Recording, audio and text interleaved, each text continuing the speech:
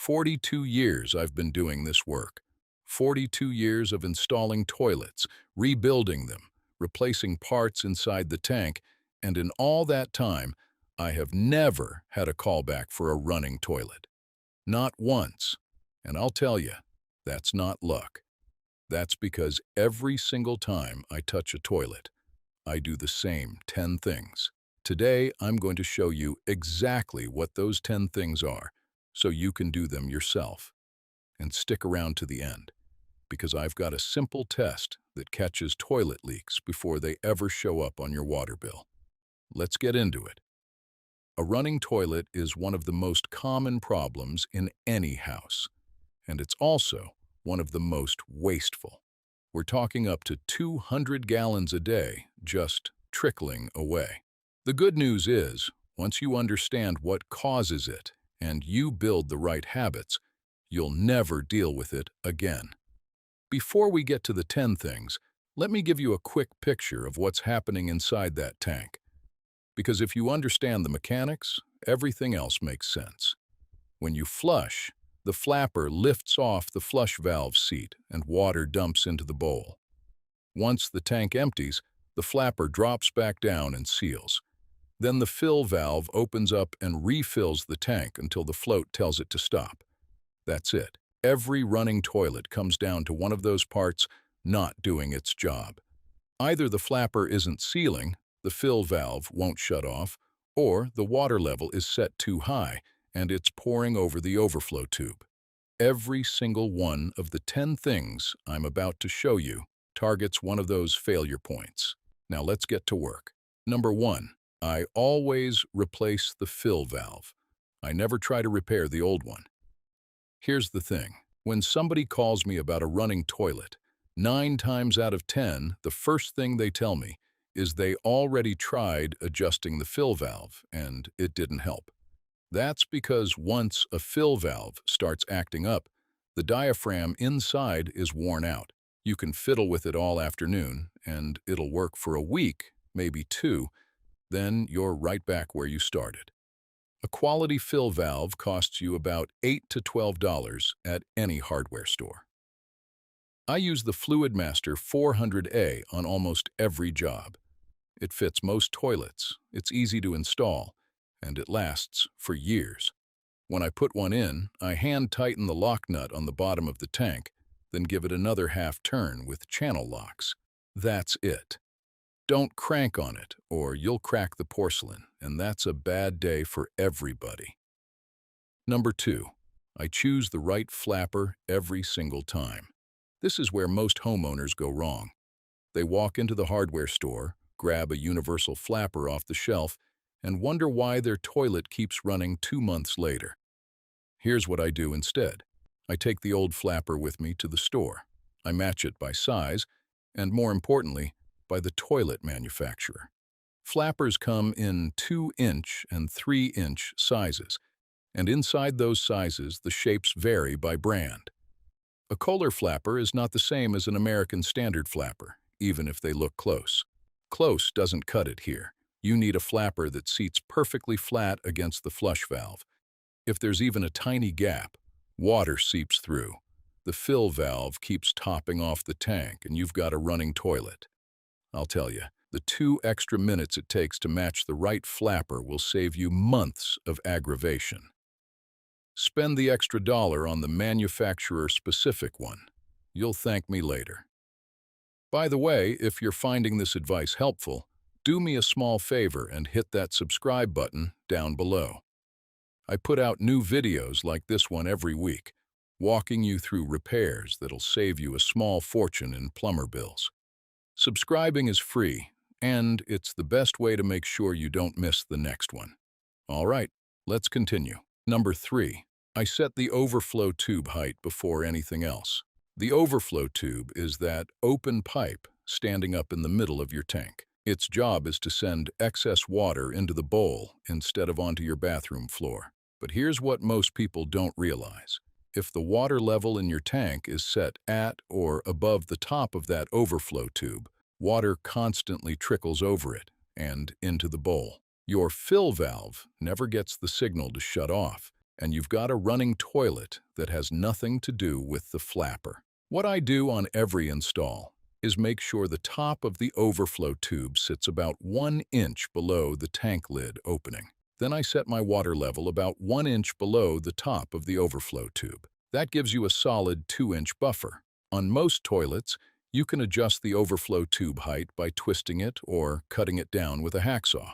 Takes about 30 seconds, and it prevents one of the most overlooked causes of a running toilet. Number 4. I adjust the float so the water level is not even close to the top. This goes hand in hand with number 3. Whether your toilet has a ball float on a rod or a cup float that rides the fill valve shaft, you want that water level sitting about 1 inch below the overflow tube. On a cup-style float like the Fluid Master, there's a spring clip on the side. You pinch it and slide the float down the shaft to lower the water level. On the old ball and rod style, you bend the brass rod down just slightly, maybe 15 to 20 degrees, and that lowers the ball so the valve shuts off sooner. I always flush twice after adjusting and watch the water line settle. If it stops a full inch below the overflow, you're golden. Number 5. I get the chain length right. This one sounds simple, and it is, but I've seen it done wrong on more toilets than I can count. If the chain between the flush handle and the flapper is too long, it can get pinched under the flapper when it closes. Now you've got a flapper that can't seal, and water runs non-stop. If it's too short, the flapper gets held slightly open all the time, and you've got the same problem. What I do is leave about ½ an inch of slack in the chain when the flapper is fully seated. That's roughly 1 to 2 extra links.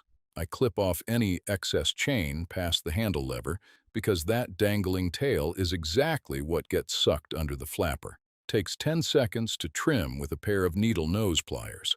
Number 6. I clean the flush valve seat every time I'm in the tank. The flush valve seat is the ring that the flapper presses down against to create the seal. Over time, mineral deposits, sediment, and even bacteria build up on that surface. Even a brand new flapper won't seal against a dirty seat. Every time I have that tank open, I take a green Scotch-Brite pad and give the seat a good wipe. Not steel wool, that'll scratch it. Just a nylon scrub pad with some light pressure, working all the way around the ring. Takes about a minute, and it makes the difference between a flapper that seals perfectly and one that lets water creep past. This is one of those things nobody talks about, and it matters every single time. Number 7. I inspect and replace the tank bolts and gasket while I'm in there. If I've got the tank open to work on any internal parts, I always check the tank-to-bowl bolts and the big rubber spud gasket between them. Rubber deteriorates over time. Those bolt washers get hard and brittle, and that spud gasket compresses until it doesn't seal anymore. A tank-to-bowl bolt and gasket kit costs about $5. If those rubber washers look cracked, flattened, or feel stiff when you squeeze them, swap them out right then and there. Tighten the bolts in an alternating pattern, a little at a time, just like you'd tighten lug nuts on a wheel. Snug plus a quarter turn. Don't overdo it. Porcelain cracks without warning. Number 8. I check the water pressure at the supply line. This is one most homeowners never think about. If your household water pressure is over 80 pounds per square inch, it puts extra stress on every valve in your house, including the fill valve in your toilet. High pressure can cause the fill valve to leak by or fail prematurely. I keep a simple hose bib pressure gauge in my toolbox. You can pick one up for about $10. Screw it onto any outdoor spigot, turn the water on, and read the dial. Normal residential pressure is between 40 and 60 psi. If you're above 80, you need a pressure-reducing valve on your main line, and that's a job worth calling a plumber for. But at least now you know what you're dealing with. Number 9. I do a 5-minute annual toilet inspection. Once a year, I pop the tank lid off every toilet in my house, and I look at what's going on in there. I check the flapper for warping or discoloration. Rubber flappers that have turned black, slimy, or feel mushy when you pinch them are done. I check the fill valve by flushing and watching whether it shuts off cleanly. I look at the water level relative to the overflow tube. I run my finger around the flush valve seat to feel for buildup, and I check the supply line connection underneath for any dampness. 5 minutes once a year. That's all it takes to catch a problem when it's a $5 fix instead of a $50 water bill. If your knees give you trouble getting down there, keep a small folding stool or a garden kneeling pad nearby. Makes a world of difference. Number 10. I know when to replace the whole guts instead of just one part. Here's where my Uncle Ray's voice rings in my head. He used to say, "Don't put a new patch on old cloth." If your toilet is more than 10 or 12 years old and you're in there replacing the flapper for the second or third time, stop. Buy a complete toilet rebuild kit. They run about $20 to $25 and include a new fill valve, flapper, flush valve seal, supply line, and all the hardware. You replace everything at once, and now every part in that tank is the same age, the same condition, and working together. That's how you go decades without a running toilet. Now let's talk about some common problems you might run into, and what's really causing them. First, the toilet runs for a few seconds every 15 or 20 minutes, then stops. Plumbers call this phantom flushing. That's almost always a slow leak past the flapper. The tank quietly loses water, the float drops, and the fill valve kicks on to top it off. New flapper, clean the seat, problem solved. Second, the toilet runs non-stop and won't stop no matter what you do. That's typically a fill valve that's failed open. Shut off the supply valve under the tank, flush to empty it, and replace the fill valve entirely. Third, the toilet runs only after you flush and takes forever to stop. That usually means the float is set too high. The tank fills past where it should, and water trickles over the overflow tube until it finally settles. Lower the float using the method I described in Step 4. Fourth, you replace the flapper, but it still runs.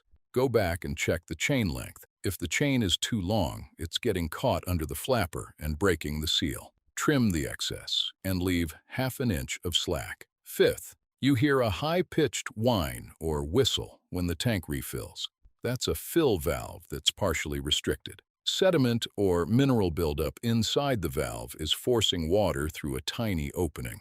Replace the fill valve. Don't try to clean it. It's not worth the trouble for an $8 part. If you follow all 10 of those practices, you'll avoid every one of these problems before they start. All right, now for that bonus tip I promised you.